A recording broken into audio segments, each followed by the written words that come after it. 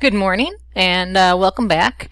This is the 7 steps to creating an online resources for you.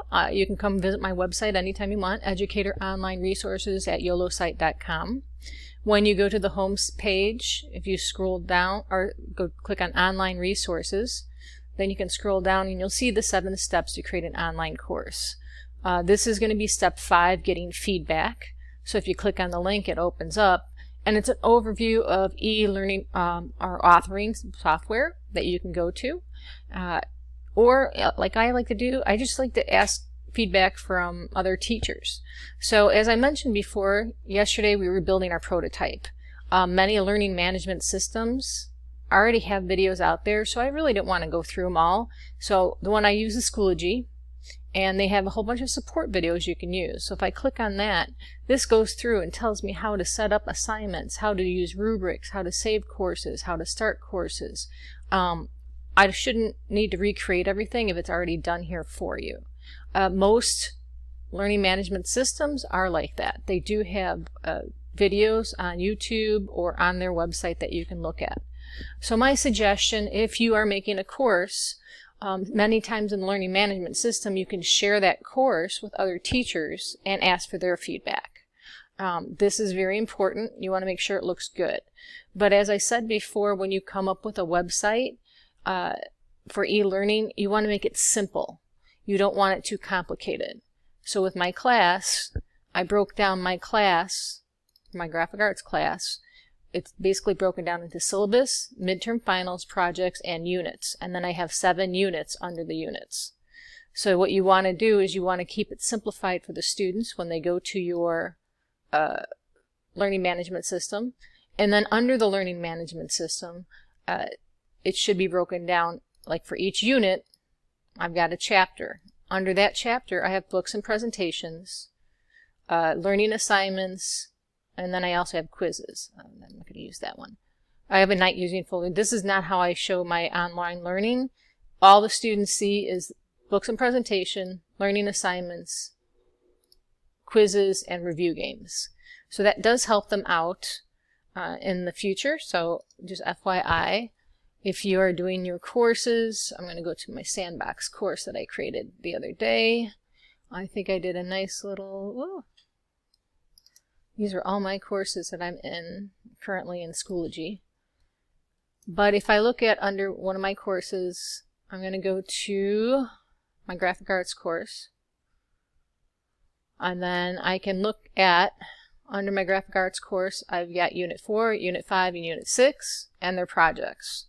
So I don't even have midterm and final showing yet because I don't want them to freak out. So right now they're on Unit 6. Which is print processes, substrates, inks, and finishing binding. They just finished chapter 14. They did their online book, their learning assignments, review game, and then they happen to take their quiz because we got sent home for the coronavirus and have to do e-learning. So what I'm going to have them do is they've got a couple assignments. They look at the assignment. It's reading a job ticket. So I'm going to view the assignment. Now the students can download this assignment. It is a fillable PDF. These are the standards it goes over. And then they fill in their name, their date, and it says what is the name and description on the job ticket. So if you scroll down, this is the actual job ticket that they have. And so whose name is on there? It's John Doe. And then I say, okay, who's the customer? Oh wait, no. What is the name and the description of the job? Sorry. Name and description of the job. Well, the name of the job is business cards. And then the client is John Doe. So I have the students basically read, find the information, and fill it out. Once they finish with the assignment, then they can upload it back to Schoology, and I will grade it. I like to do simple jobs like that or projects right now at home, and I do more of the design ones, which was the projects when they come back to school, if we have a chance to do that. If not, I have to figure out a different way. And this one's their next one, print processes. Again, a fillable PDF. These are the standards it goes through. And using the reading, the book, or the videos, they answer the questions about the print processes. After they finish answering the questions about it, I have them label different parts of the press. So kind of a little more interactive. They also have to match the printing process with the correct products they produce, and it's a pull-down menu for the students. Now, I don't expect them to know this offhand. Under Chapter 14, I give them an online book, which I use with my college, and then they can view the online book, read through it.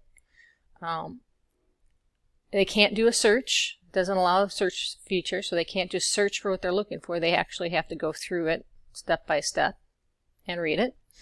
I also have what's sent with the book is a PowerPoint, and then I've also got print process videos. If you one of the other books that I have is an interactive book, and they have videos with it. So once it's interactive, this is the print processes. They can click on any of these videos, and it will show them how the printing process works. So they actually get to see. If I click on one of these and then start from the beginning, and it will play the actual video of an offset lithography press. And I don't know if I have my volume up too much, so I might have to turn it up for you to hear. So they can watch this and answer some of the questions too. So I try to give them a lot more functions than just reading the book. They got the PowerPoint, and then I've also created a Prezi. I'm kind of one of those people that PowerPoints are a little overdone. So I have an interactive Prezi presentation that they can go through, and it will go through all the stuff about the printing industry, and they just have to fast forward it. It is not narrated. There is no volume. Oh, it's going to take a while.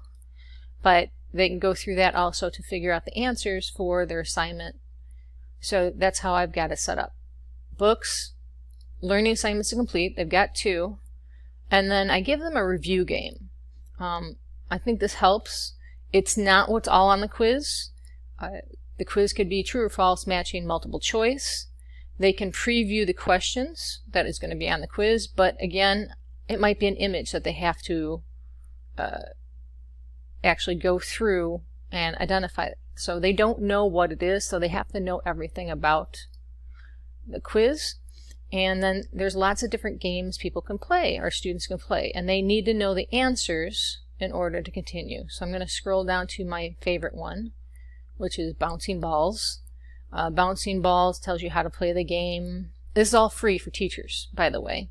And you can start, and it says, which printing process uses a flexible printing plate for printing long-run jobs? Well, flexible to me means flexography, and it is. So once you answer the question right, this allows you to play the game.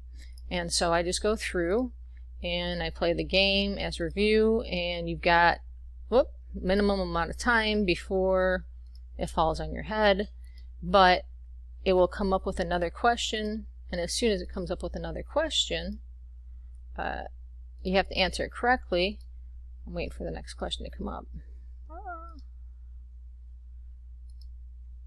Before it should be, there we go. So the office, which system contains rollers and a fountain? Well, fountain sounds like water, right? Rollers could be anything. So it could be feeding, printing, delivery. It's actually inking because it's got an ink fountain. So they can continue playing as review. Makes it a little bit fun for the students. So that's a little bit what you can do with your assignments. So as I said, I've done that for every single assignment since the beginning of the semester, and I think that's really helped the students. It's been consistent that they've got, each chapter has a book, learning, review game, and then the quiz. Quizzes, like I said, my quizzes, I like to make them interactive also. So if I look at the questions, sometimes they're drag and drop in the correct sequence. Sometimes they're a picture that they have to identify something on. There's a lot of different ways. A, B, C, D, could be anything in there. So I give them multiple choice.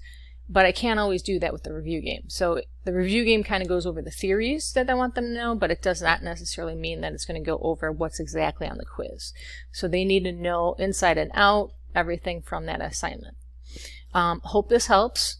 If you're interested, if you are a teacher and you teach in Schoology and you said, hey, I really want to connect with you to see what you've done, feel free to email me, contact me, Laura Roberts 011@gmail.com, or you can check out my website that I've shown you before and send contact information here, and I'll try to contact you. If you are interested, I think I have it, you can fill out the information, send me a message, what you're looking for. I'll try to help you out. If you have anything that you think we need to add to our website for the online resources, please let me know too. Again, I've given some information here. Hopefully that helps. Thank you.